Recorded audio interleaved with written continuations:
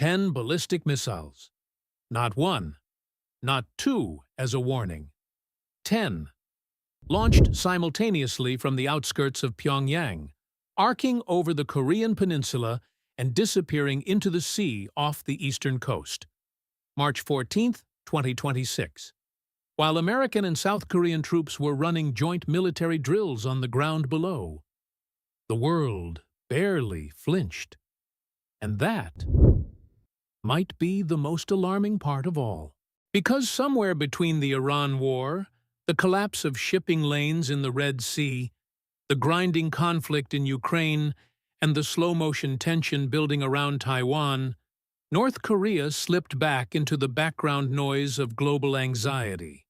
A familiar threat, a chronic problem, something Washington has been managing, or pretending to manage, for 30 years.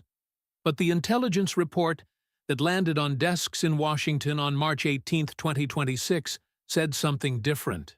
The Office of the Director of National Intelligence, the agency that coordinates all 16 American intelligence services, released its annual threat assessment.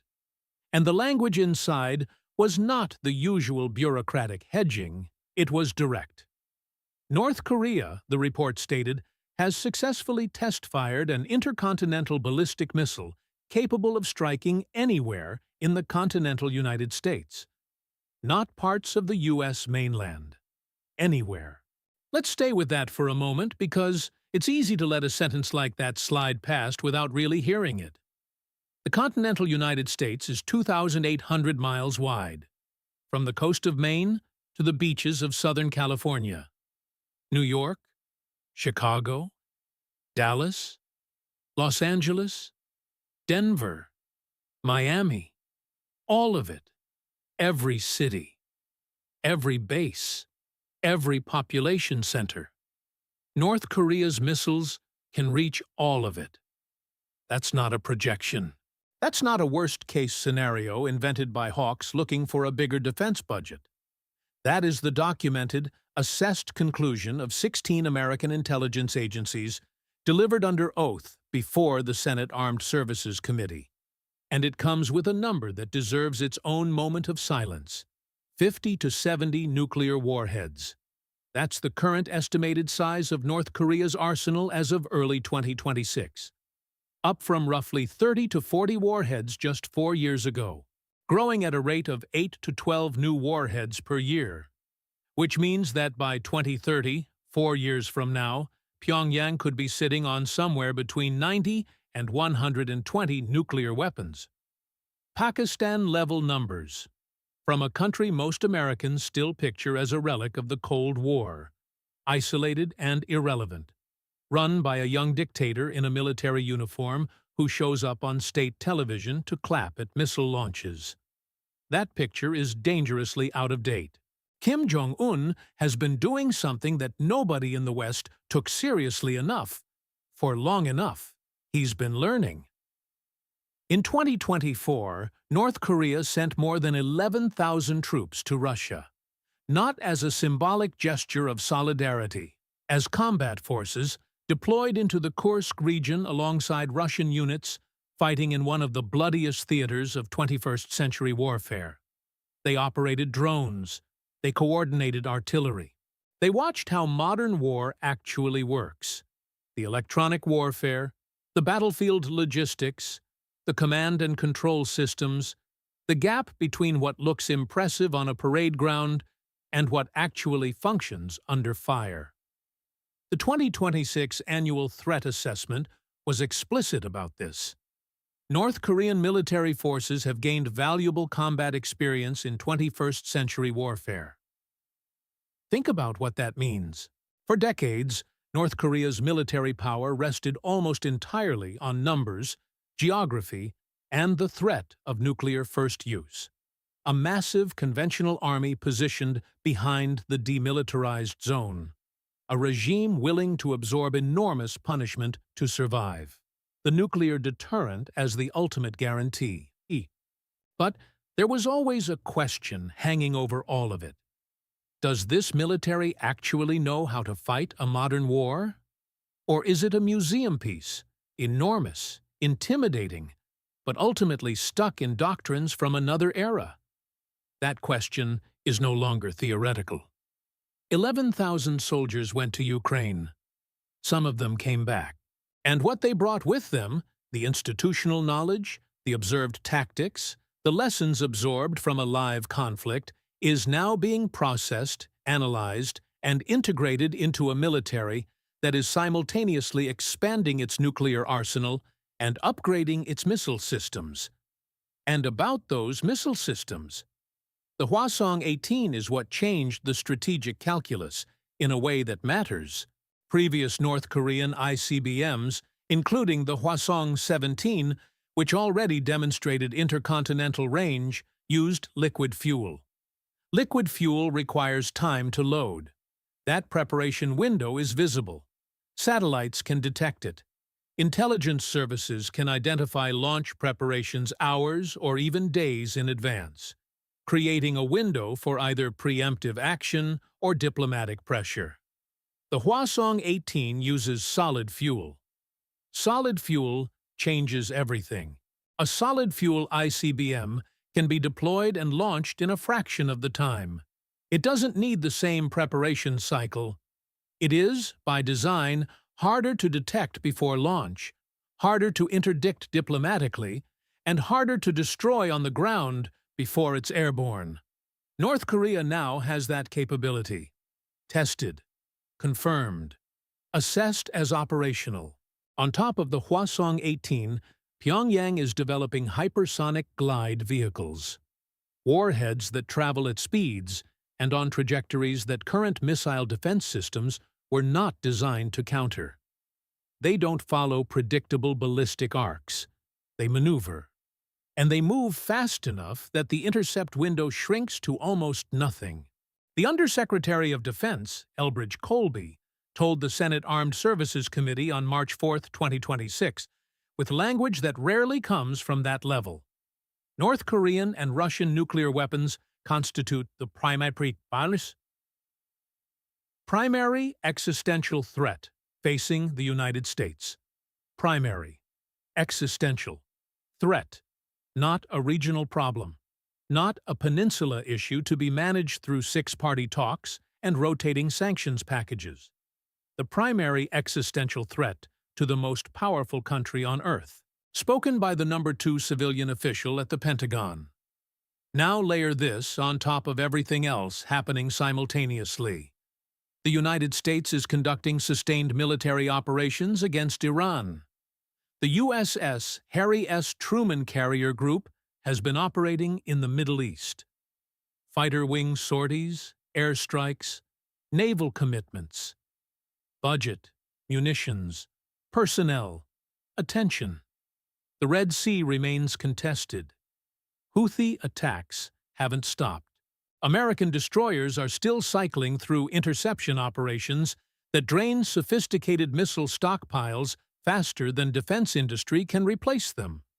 Ukraine continues. American military aid continues flowing. Congressional debates over funding haven't ended. The strategic commitment to European security hasn't evaporated. And now, in the middle of all of it, North Korea fires 10 ballistic missiles in a single afternoon. The timing is not random. It never is.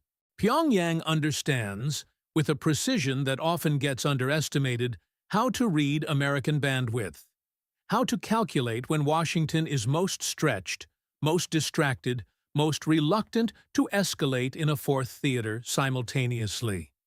The missile barrage on March 14th wasn't aimed at South Korea. It was aimed at the situation. A message sent in the language of ballistic trajectories. We are still here.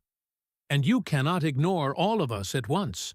Here's what makes the North Korea equation uniquely difficult compared to the other fires burning simultaneously. With Iran, there is a regime whose logic, however brutal, is comprehensible. Theocratic survival, regional proxy power, nuclear leverage as a bargaining chip. With Russia, there is a country in recognizable strategic decline, lashing out to preserve relevance and regime stability.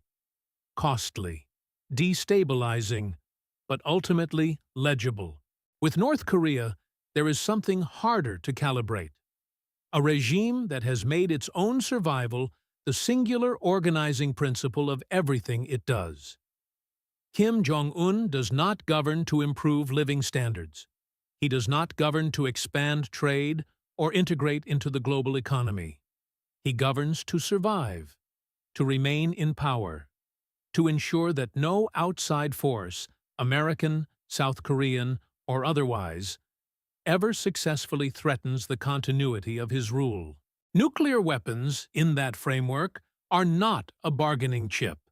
They are the answer to every question, the ultimate guarantee that no administration in Washington will ever be confident enough about a decapitation strike to try one. That logic makes traditional deterrence harder. You cannot deter someone whose primary goal is deterrence itself. There's a human dimension to this that strategic analysis tends to erase. 25 million people live in North Korea, not soldiers, not agents of the regime. People, farmers, teachers, children who have never seen the internet, who have no access to the outside world, who live inside a system of total information control so comprehensive that it has no parallel anywhere else on Earth today. The regime that points missiles at Los Angeles is the same regime that runs concentration camps for citizens who tune into foreign radio broadcasts. The same regime that executes people for watching South Korean soap operas. The same regime that engineered one of the worst famines of the late 20th century while continuing to fund a nuclear program. Kim Jong-un is not North Korea. The North Korean people are not Kim Jong-un. That distinction matters, not as a rhetorical flourish, as a moral anchor that every analysis of this crisis should carry somewhere inside it. Trump, meanwhile, is attempting something that his previous administration also tried: direct engagement with Pyongyang. In the days surrounding the March 14th missile barrage, Trump publicly renewed overtures for dialogue. He and South Korean leadership discussed ways to reopen diplomatic channels with Kim Jong-un. The instinct isn't wrong. Engagement has always been part of any serious denuclearization strategy. The problem is that every previous round of engagement produced the same result. North Korea accepted concessions, froze programs temporarily, and then resumed them. The 2026 arsenal is the legacy of those cycles. There's no clean answer here. Military pressure alone has never changed North Korean behavior. Sanctions have impoverished the population without slowing the weapons programs. Diplomatic engagement has, so far, produced photo opportunities and very little else.